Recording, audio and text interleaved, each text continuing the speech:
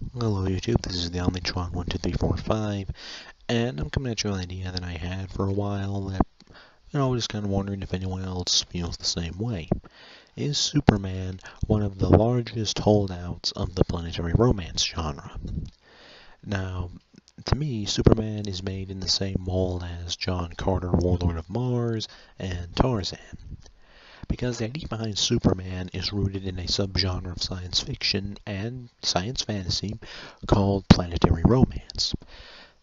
In planetary romance, the idea is that a person from Earth is sent to a wildly different planet.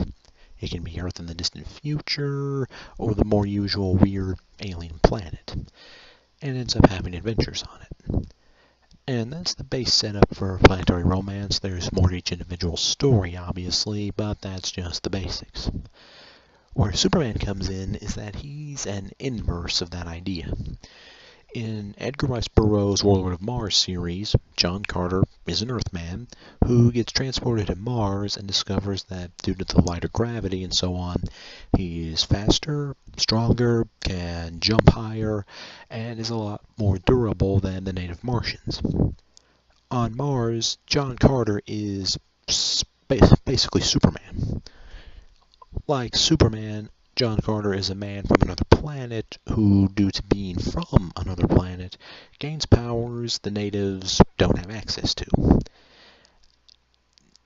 John Carter, in the same way as Superman, goes on to be Mars's greatest hero and champion and all of that, just like Superman is for Earth.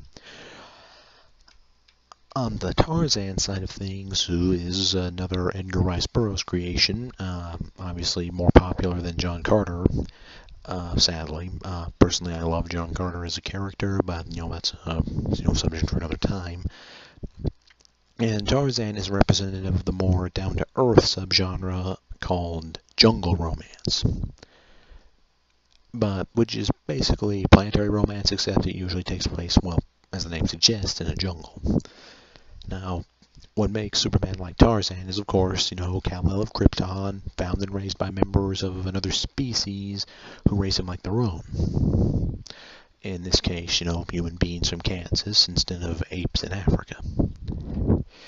So basically, Superman, to me anyway, is more or less one of the biggest holdouts of the planetary romance setup. And it's an aspect I don't think enough people notice or take advantage of in regards to his character. But that's just me. What do you guys think? This has been Omnitron12345, signing off.